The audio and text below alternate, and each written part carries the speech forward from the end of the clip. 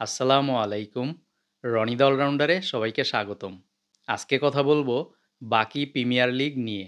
কি? আরেকবার বলুন। বাকি প্রিমিয়ার লিগ নিয়ে। এই সময় কম, শুরু করো। বিপিএল শুরুর ৫ মাস আগে বিসিবি সভাপতি ফারুক আহমেদ বলেছিলেন তিনি পার্সোনালি টিম মালিকদের ইন্টারভিউ করবেন যেন ভালো ফ্র্যাঞ্চাইজি মালিকরা বিপিএলে আসতে পারেন।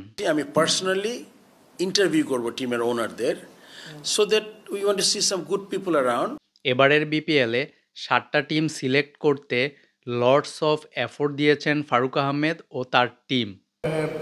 লট অফ এফোর্ট দিতে হয়েছে। আমার যে টিম আছে বিপিএল টিম, প্রচুর এফোর্ট দিয়ে ফারুক আহমেদ ও তার টিম এবারের বিপিএলে ৩টি নতুন দলকে সিলেকশন করেছেন। তারা হলো ঢাকা ক্যাপিটালস, দুর্বার রাজশাহী ও চট্টগ্রাম কিংস।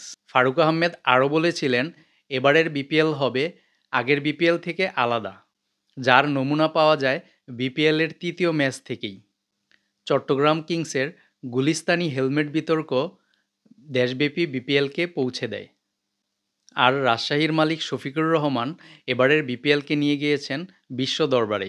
ধীরে ধীরে কিন্তু বিপিএলটা আইপিএল ক্রস করে যাবে। বাকিতে একটি ফ্র্যাঞ্চাইজি লিগ কীভাবে খেলতে হয় তার জ্বলন্ত উদাহরণ এই শফিকুর রহমান। তিনি নাকি প্লেয়ারদের রেগুলার বোনাসও দেন। সবসময় বোনাস অ্যাপ্লাই করি, সবসময় করি। ক্রিকেটারদের পারিশ্রমিক বাকি, কোচদের বেতন বাকি, টিম হোটেলের ভাড়া বাকি, বাস মালিকের ভাড়া বাকি, এমনকি ফেসবুক অ্যাডমিনেরও বেতন বাকি। টাকা না। ঘুণান্তে যেখানে পান্তা ফুরায় সেখানে আবার নিয়োগ দিয়েছিলেন ফিমেল হোস্ট। তার পেমেন্টের বিষয়টা এখনও জানতে পারিনি। বিপিএলের পারিশ্রমিক ইস্যুতে ক্ষোভ ঝেড়েছেন ওয়ার্ল্ড ক্রিকেট অ্যাসোসিয়েশনের প্রধান নির্বাহী টম মোফার্ট। অপরদিকে স্যাটিসফাইড না হলে আবার পেমেন্ট করেন না চট্টগ্রাম কিংসের মালিক। বিসিবি প্রেসিডেন্টের বন্ধু বলে কথা। লঙ্কান লাহিরু মিলান্থা, পাকিস্তানের নাফাই এবং আফগানিস্তানের জুনায়েদ আকবরীও মিডিয়ার কাছে জানিয়েছেন পেমেন্ট না পাওয়ার কথা।